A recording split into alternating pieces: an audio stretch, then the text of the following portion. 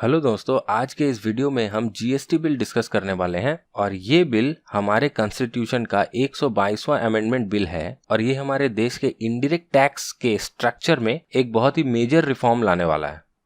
तो चलिए देखते हैं प्रेजेंटली हमारे देश में टैक्स की स्ट्रक्चर क्या है, ये जानना बहुत ज़रूरी है इससे पहले कि हम जीएसटी बिल डिस्कस करें। तो चलिए देखते हैं हमारे देश में अभी फिलहाल दो मेजर तरह के टैक्सेस जो हैं वो चार्ज की जाती हैं।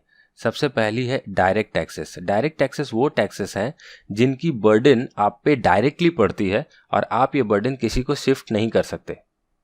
इसकी एक एग्जांपल है इनकम टैक्स। इनकम टैक्स हमें अपनी इनकम पर देनी पड़ती है और ये एक तरह की डायरेक्ट टैक्स है क्योंकि आपको जो है ये टैक्स अपने पॉकेट से भरनी पड़ती है, आप इसका बोझ किसी और पे शिफ्ट नहीं कर सकते। अब आगे जो दूसरी तरह की टैक्सेस हैं वो है इनडायरेक्ट टैक्सेस। नाम से ही समझ में आता है कि इनडायरेक्ट टैक्सेस जो है इसकी बर्डन जो है डायरेक्टली आप पर नहीं पड़ती है, बल्कि आप इस बर्डन को जो है अल्टीमेट कंज्यूमर को शिफ्ट कर सकते हैं। मतलब इनडायरेक्ट टैक्सेस जो है इनको गवर्नमेंट को पे करने की लायबिलिटी किसी और की होती है, पर फाइनली टैक्स किसी और के पॉकेट से निकलता है। चलिए देखते हैं कि अभी फिलहाल भारत में कौन कौन सी इनडायरेक्ट टैक्सेस एप्लीकेबल हैं। सबसे पहले है सेंट्रल एक्साइज। सेंट्रल एक्साइज एक टैक्स है जो मैन्युफैक्चर या उत्पादन पे लगाया जाता है। तो जब भी कोई भारत में कोई नया प्रोडक्ट बनाता है तो उसे सेंट्रल एक्साइज देनी पड़ती है और ये टैक्स जो है वो सेंट्रल गवर्नमेंट कलेक्ट करती है, मतलब ये सेंट्रल गवर्नमेंट के खाते में जाता है। कस्टम्स ड्यूटी जो है वो इंपोर्ट और एक्सपोर्ट पे लगाई जाती है। जनरली इंपोर्ट पे ही लगाई जाती है, एक्सपोर्ट सारी एग्जेम्प्टेड होती हैं। कुछ दुर्लभ वस्तुओं को छोड़ के जिनकी इंडिया में कमी है, बाकी सारे चीज़ों में मोर और लेस एक्सपोर्ट जो है वो एग्जेम्प्टेड है। जनरली इंपोर्ट्स पे लगाई जाती है कस्टम ड्यूटी, और ये इंपोर्ट वो इंपोर्ट है जो आप अपने देश के बाहर से प्रोडक्ट खरीद के ला रहे हैं, चाइना से ला रहे हैं, जापान से ला रहे हैं या यूएस से ला रहे हैं, तो उस पर जो ड्यूटी लगती है उसे कस्टम्स ड्यूटी कहते हैं। और ये ड्यूटी भी जो है वो सेंट्रल गवर्नमेंट के खाते में जाती है, मतलब सेंट्रल गवर्नमेंट ये टैक्स कलेक्ट करता है। अब अगली है सर्विस टैक्स।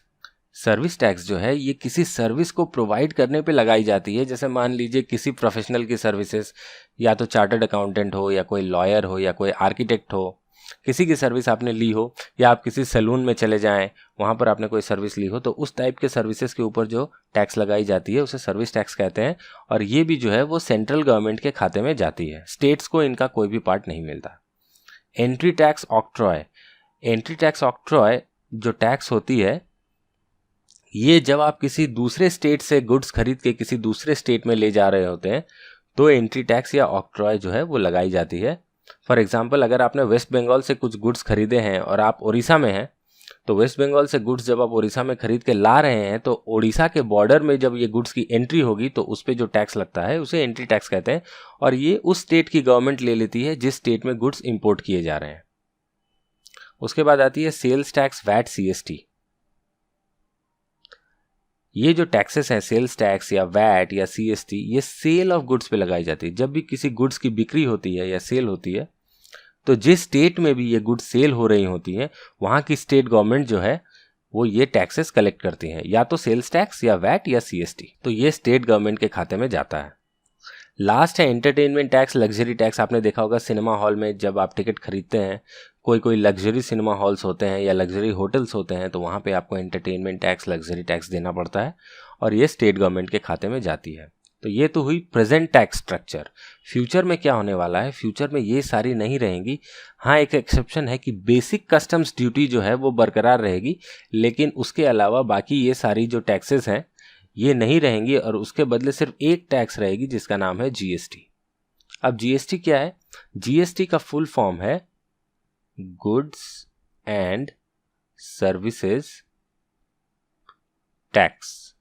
नाम से ही आपको पता चल रहा है कि या गुड्स हो या सर्विसेज हो, हर किसी पे ये टैक्स लगने वाला है और ये एक सिंगल टैक्स होगी इतने सारे टैक्सेस की जगह पर। और ये एक कंजम्पशन बेस्ड टैक्स है, कंजम्पशन बेस्ड टैक्स, जो कि purchase of goods and services पे चार्ज होगी और ये अल्टीमेट कंज्यूमर जो है उसे अपनी जेब से भरना पड़ेगा। चलिए आगे देखते हैं।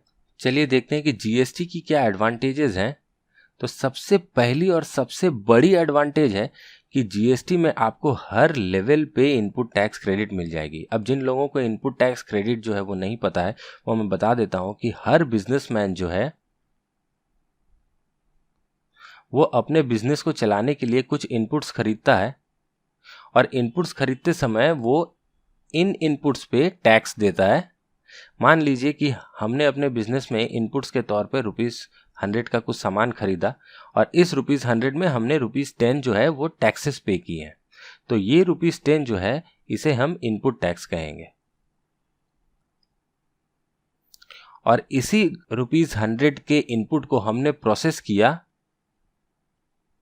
प्रोसेस करने के बाद आगे सेल की। सेल करने के समय हमने इसकी प्राइस रखी ₹200 और 200 पे हमने ₹20 टैक्स चार्ज की। फाइनल प्राइस टू कंज्यूमर आई ₹220। तो ये ₹20 जो है इसे हम कहते हैं आउटपुट टैक्स। तो जनरली क्या होता है कि ये टैक्स जो हमने इनपुट टैक्स पे किया वो किसी गवर्नमेंट ने कलेक्ट किया होगा और ये आउटपुट टैक्स जो है वो भी हमें किसी गवर्नमेंट को ही पे करना है, क्योंकि टैक्सेस तो गवर्नमेंट ही कलेक्ट करती है। अब अगर ये इनपुट टैक्स हमने जिस गवर्नमेंट को पे किया है और ये आउटपुट टैक्स भी हमें उसी गवर्नमेंट को अगर पे करना है तो हमें इस ₹10 की क्रेडिट मिल जाएगी, मतलब इनपुट टैक्स क्रेडिट मिल जाएगी। मान लीजिए आप जो बिजनेसमैन हैं, आप वेस्ट बंगाल में बेस्ड हैं और आपने जो इनपुट्स खरीदी वो भी वेस्ट बंगाल से ही खरीदी, मतलब ये जो इनपुट टैक्स आपने पे की ये गई गवर्नमेंट ऑफ वेस्ट बंगाल के पॉकेट में। और आप जो ये सेल कर रहे हैं, चूंकि आप वेस्ट बंगाल में बेस्ड हैं और आप वेस्ट बंगाल में सेल कर रहे हैं, तो ये आउटपुट टैक्स भी जो है ये गवर्नमेंट ऑफ वेस्ट बंगाल के पास ही जाएगी। तो आप गवर्नमेंट ऑफ वेस्ट बंगाल से कह सकते हैं कि देखिए मेरी सेल के ऊपर ₹20 की टैक्स लायबिलिटी है, पर जब मैंने इनपुट्स खरीदा था तब मैंने उस पर ₹10 टैक्स ऑलरेडी दे दिए थे, तो आप मुझे इस ₹10 जो टैक्स मैंने पहले पे कर चुका हूँ उसकी क्रेडिट दे दीजिए। तो गवर्नमेंट ऑफ वेस्ट बंगाल कहेगी कि अच्छा ठीक है, मैं आपको क्रेडिट दे देता हूँ। तो इस केस में जहाँ पे इनपुट टैक्स का कलेक्टर और आउटपुट टैक्स का कलेक्टर सेम है, वहाँ पे तो आपको इनपुट टैक्स की क्रेडिट अभी भी मिल जाती है। लेकिन बाई चांस आप मान लीजिए कि आपने ये इनपुट्स वेस्ट बंगाल से ना खरीद के आसाम से खरीदा हो, तो ये जो इनपुट टैक्स है जो आपने पे किया था ये गवर्नमेंट ऑफ वेस्ट बंगाल के पास नहीं जाएगी, ये गवर्नमेंट ऑफ आसाम के पास जाएगी। क्योंकि आप एक बिजनेसमैन हैं जो वेस्ट बंगाल में बेस्ड हैं, तो जब आप सेल करेंगे उस पर जो सेल्स टैक्स होगी, आउटपुट टैक्स होगी, वो गवर्नमेंट ऑफ वेस्ट बंगाल के पास ही जाएगी, क्योंकि आप जो है वो आप वेस्ट बंगाल में बिजनेस कर रहे हैं। आपने चाहे इनपुट आसाम से ही क्यों ना खरीदा हो या किसी और स्टेट से खरीदा हो, पर जब आप सेल करेंगे तो वो सेल जो है वो वेस्ट बंगाल में हुई है और उसमें अराइज होने वाली जो टैक्स है वो गवर्नमेंट ऑफ वेस्ट बंगाल लेगी। तो इस केस में अगर आप जाके इससे कहते हैं कि देखो भैया मुझे तो तुमको ₹20 टैक्स देने हैं, पर मैंने पहले ही अपनी इनपुट पे ₹10 टैक्स दे चुका हूं मैं, तो आप मुझे इसका क्रेडिट दे दो। तो गवर्नमेंट ऑफ वेस्ट बंगाल आपसे कहेगी कि नहीं भैया, इसका क्रेडिट तो मैं आपको नहीं दे सकता, क्योंकि आपने ये जो ₹10 टैक्स दिए थे ये मुझे नहीं दिए थे, आपने गवर्नमेंट ऑफ आसाम को दिए थे, तो इसलिए मैं इसकी क्रेडिट आपको नहीं दे सकता। तो अभी जो एग्जिस्टिंग सिस्टम है इसमें अगर आपका इनपुट टैक्स का कलेक्टर और आउटपुट टैक्स का कलेक्टर सेम हो तो ही आपको क्रेडिट मिलती है, पर अगर आपका इनपुट टैक्स का कलेक्टर और आउटपुट टैक्स का कलेक्टर जो है वो दो डिफरेंट ऑथोरिटीज़ हैं, दो डिफरेंट गवर्नमेंट्स हैं, या तो दो अलग अलग स्टेट गवर्नमेंट्स हैं या एक सेंट्रल गवर्नमेंट है और या एक स्टेट गवर्नमेंट है, तो आपको उस समय इनपुट टैक्स क्रेडिट जो ITC उसे कहते हैं शॉर्ट में, वो नहीं मिलेगी। तो ये अभी हमारे देश में इनडायरेक्ट टैक्स सिस्टम का सबसे बड़ा डिसएडवांटेज है और काफ़ी सारे केसेस में ऐसा होता है कि बिजनेसमैन जो है वो अपने इनपुट पे की गई टैक्सेस की क्रेडिट नहीं ले पाते हैं और इस कारण से जो प्रोडक्ट्स होती हैं, फाइनल प्रोडक्ट्स, उनकी कॉस्ट जो है वो ऑटोमेटिकली इन्फ्लेट हो जाती है और आपको टैक्स ऑन टैक्स देखने को मिलता है, जो कि हम नेक्स्ट पॉइंट में डिस्कस करेंगे। GST में जो होगा वो हर केस में आपको इनपुट टैक्स क्रेडिट मिल जाएगी, चाहे वो टैक्स किसी ने भी कलेक्ट की हो, आपको अपने हर इनपुट पे जो आपने टैक्स पे किया है उसकी क्रेडिट मिलेगी और उसके चलते आपकी जो गुड्स की जो कॉस्ट है वो ओवरऑल कॉस्ट जो है वो कम हो जाएगी।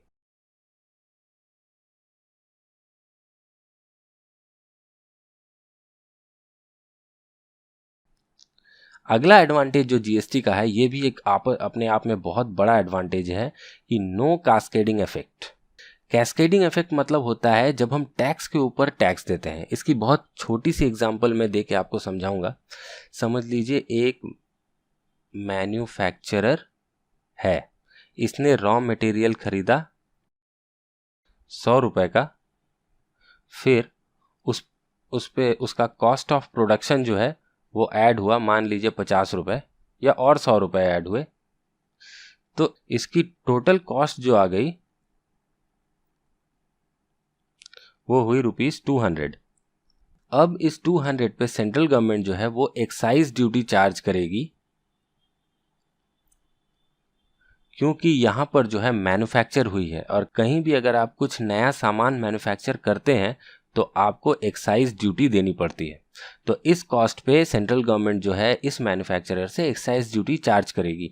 तो एक्साइज ड्यूटी जनरली 12% होता है, तो 200 के ऊपर 12% जो हुआ 24 रुपीज़ चार्ज हो जाएगी।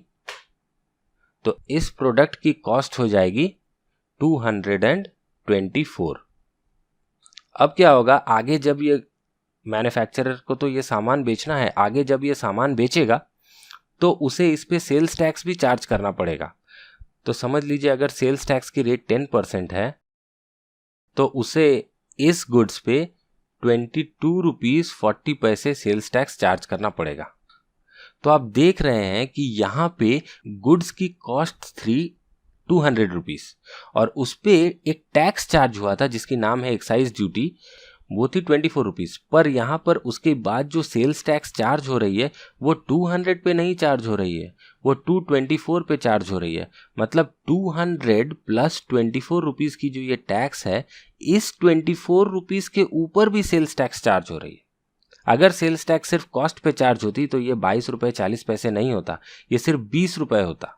तो 2 रुपये 40 पैसे जो एक्स्ट्रा टैक्स चार्ज हुई वो इस एक्साइज ड्यूटी के कंपोनेंट के लिए हुई।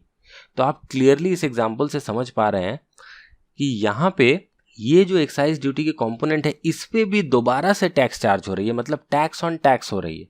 इसे हम कैस्केडिंग इफेक्ट कहते हैं, जो गुड्स की प्राइस को इवेंचुअली बहुत बढ़ा देता है। तो ये भी एक बहुत बड़ी एडवांटेज है जीएसटी की, कि जैसे ही जीएसटी लागू होगा ये कैस्केडिंग इफेक्ट वाली जो प्रॉब्लम है ये सॉल्व हो जाएगी और हमें टैक्स पे टैक्स नहीं देना पड़ेगा, क्योंकि ऐसी डबल स्टेज टैक्सेशन होगी ही नहीं।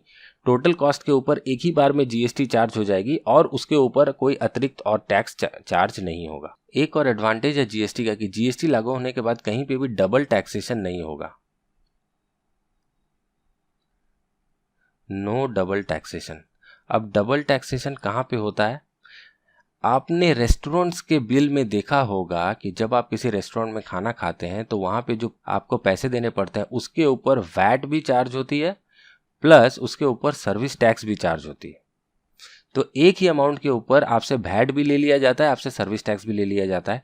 सर्विस टैक्स जो है वो आपसे सेंट्रल गवर्नमेंट लेती है और वैट जो है वो आपसे स्टेट गवर्नमेंट लेती है। अब अगर आप सॉफ्टवेयर का एग्जाम्पल लेते हैं तो सेंट्रल गवर्नमेंट कहती है कि सॉफ्टवेयर जो है वो एक सर्विस है, वो एक गुड्स नहीं है। तो सॉफ्टवेयर के ऊपर सेंट्रल गवर्नमेंट जो है वो सर्विस टैक्स चार्ज कर लेती है। और स्टेट गवर्नमेंट की जो लॉज है वो कहती है कि सॉफ्टवेयर जो है वो एक गुड्स है, जो कंपनी जो अपने क्लाइंट को देती है सॉफ्टवेयर वो एक गुड्स है और उस पर वो सेल्स टैक्स या वैट जो है वो चार्ज करती है।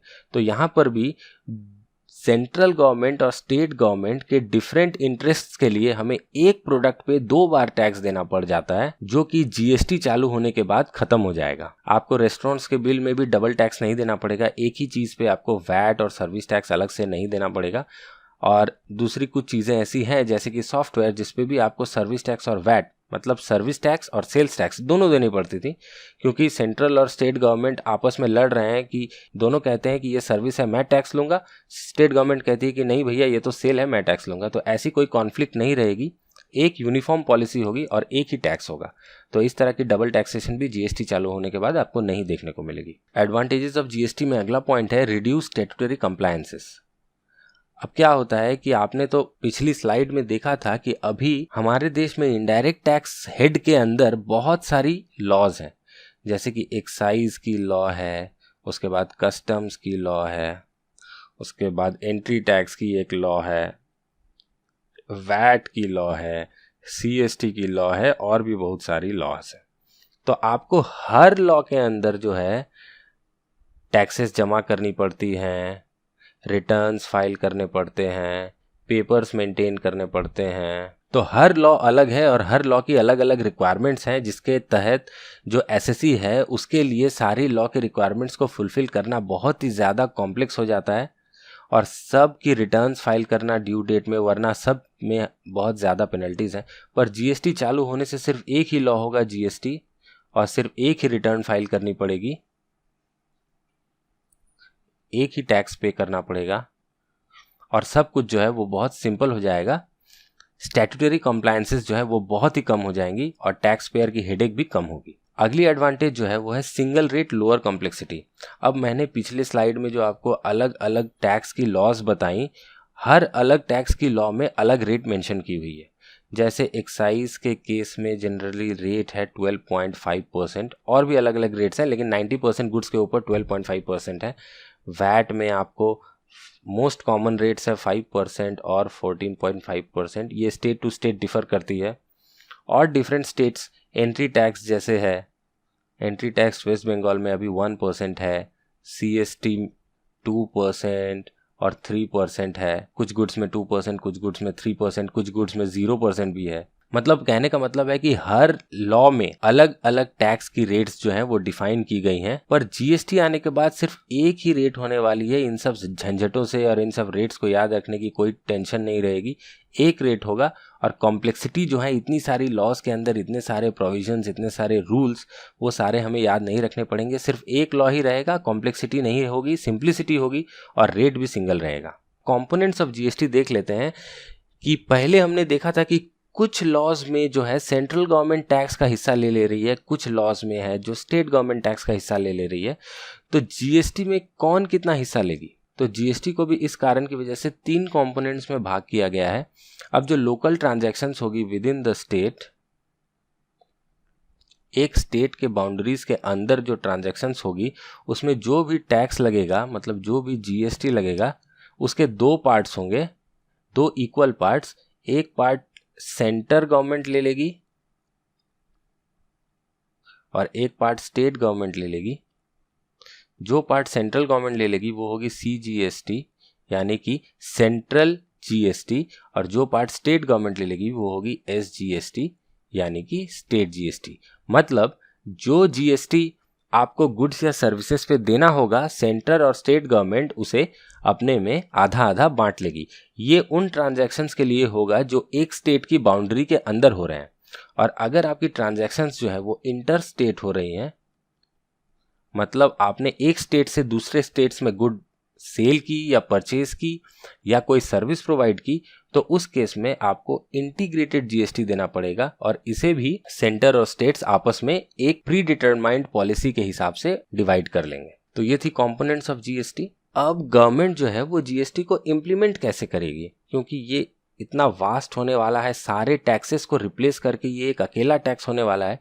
तो इसके लिए तो एक बड़ी सी आईटी इंफ्रास्ट्रक्चर, बहुत बड़ी आईटी इंफ्रास्ट्रक्चर चाहिए होगी, वरना इम्प्लीमेंट करना थोड़ा प्रॉब्लम हो जाएगा। तो इस कारण से सेंट्रल और स्टेट गवर्नमेंट ने मिलकर एक non government not for profit company register की है, जिसका नाम है goods and services tax network.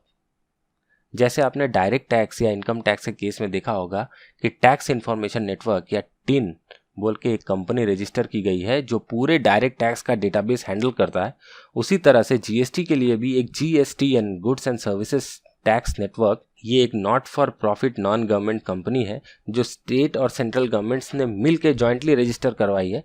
ये पूरे जीएसटी के इम्प्लीमेंटेशन के लिए आईटी इंफ्रास्ट्रक्चर प्रोवाइड करेगी और टैक्स पेयर्स को, गवर्नमेंट्स को और अदर स्टेक होल्डर्स को सर्विसेज प्रोवाइड करेगी। जीएसटी में हम कोई मैनुअल रिटर्न फाइलिंग नहीं देखेंगे, सब कुछ ऑटोमेटेड होगा या आईटी एनेबल्ड होगा, ऑनलाइन करना पड़ेगा। टैक्सेस भी हमें ऑनलाइन पे करने हैं। सारे रिटर्न्स में जो मिसमैच होंगे वो ऑटोमेटिकली पकड़े जाएंगे और मैनुअल इंटरवेंशन की कोई ज़रूरत ही नहीं होनी है। सारे रिटर्न्स जो हैं वो खुद से सेल्फ एसेस हो जाएंगे, किसी एसेसिंग ऑफिसर की ज़रूरत भी नहीं पड़ेगी। तो इसमें लीस्ट मैनुअल इंटरवेंशन रखा गया है, एक तगड़ा आईटी इंफ्रास्ट्रक्चर रखा गया है ताकि टैक्स की इवेशन जो है, जो लीकेजेस हैं वो कम हो सके और पूरी की पूरी डेटाबेस ऑनलाइन मेंटेन हो सके ताकि हर पॉइंट कनेक्टेड हो और टैक्स चोरी करने की जगह ना हो। तो गवर्नमेंट एक बहुत बड़े विजन के साथ आगे बढ़ रहा है जीएसटी के इम्प्लीमेंटेशन में। अब ये तो आने वाले दिनों में ही पता चलेगा कि इसकी इम्प्लीमेंटेशन कितनी सक्सेसफुल होगी और एंड रिजल्ट क्या होगा, क्या हम इंडियंस को इससे लाभ होगा या कुछ फ़र्क नहीं पड़ेगा। मुझे तो लगता है कि जीएसटी के आने से प्राइस के गुड्स में एवरेज जो प्राइसिंग है वो थोड़ी कम हो जाएगी, और गवर्नमेंट का कहना है कि इससे जीडीपी 1 से लेके 1.25% तक इंक्रीज़ हो सकती है। तो दोस्तों, इस वीडियो में अभी तक इतना ही। इस वीडियो को देखने के लिए आपका बहुत बहुत धन्यवाद। आशा करता हूँ कि मैंने जो समझाने की कोशिश की वो आपको समझ में आई होगी। अगर आपने मेरे चैनल को अभी तक सब्सक्राइब नहीं किया है तो आप प्लीज़ उसे सब्सक्राइब कर लीजिए, क्योंकि मैं आपके लिए ऐसी वीडियोस फ्यूचर में लाता रहूँगा। आपका इस वीडियो देखने के लिए बहुत बहुत धन्यवाद।